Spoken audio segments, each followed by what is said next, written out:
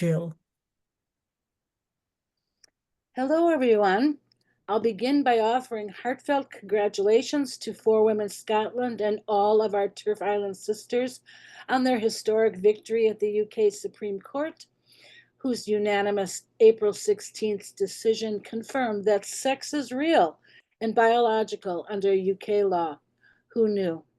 As we mentioned in our published commentary about the decision, it's hard to imagine that the ruling doesn't have significance for us here in the US. Um, Quoting from the piece, in United States versus Scrimetti, currently pending before the U.S. Supreme Court, in which WDI USA submitted an amicus brief, the court will decide, probably in the next month or so, whether the state of Tennessee can ban medical procedures designed to disguise the sex of minors. Should the justices be inclined to uphold the ban, this UK ruling could be seen as providing some cover, even though the judiciary is supposed to resist cultural trends.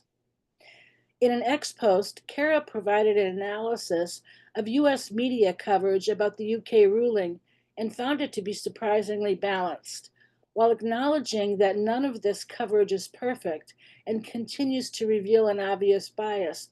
The article she reviewed from CNN, the Associated Press, New York Times, Washington Post, Politico, and NPR all mention or provide quotes from Four Women Scotland or Sex Matters or both, with the latter three outlets using the terms feminist or gender critical feminist when referring to the campaigners responsible for the outcome, which Kara described as honestly refreshing to see.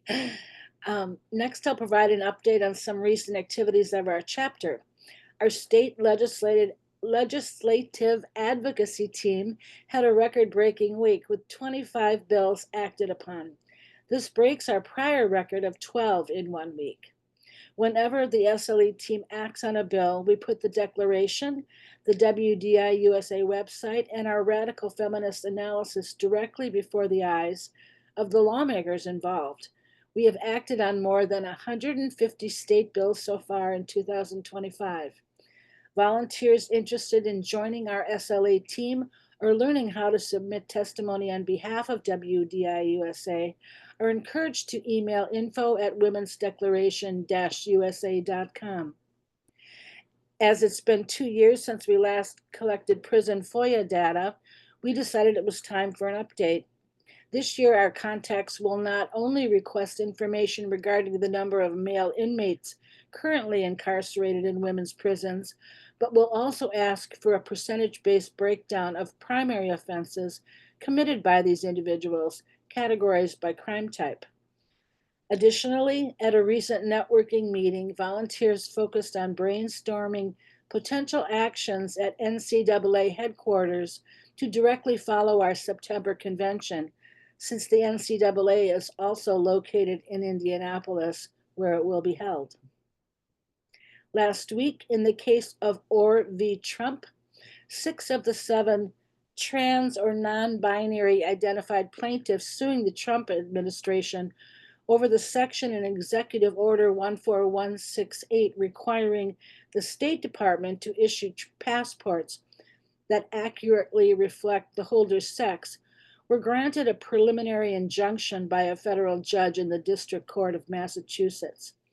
The ruling requires the State Department to allow the 6 plaintiffs to obtain passports with sex designations consistent with their gender identity while the suit proceeds. However, the court denied plaintiffs' request for a stay of the policy. In a press release, the ACLU indicated that their clients plan to quickly file a motion asking the court to certify a class of people affected by the policy and to extend the preliminary injunction to that entire class. And finally, in an ex post on April 16th, Icons shared that fencer Stephanie Turner joined Riley Gaines and Rep. Laurel Libby to stand with Attorney General Pam Bondi and Department of Education Secretary Linda McMahon as they announced a lawsuit against Maine for its continued defiance of Title IX and refusal to protect the rights of female athletes under federal law.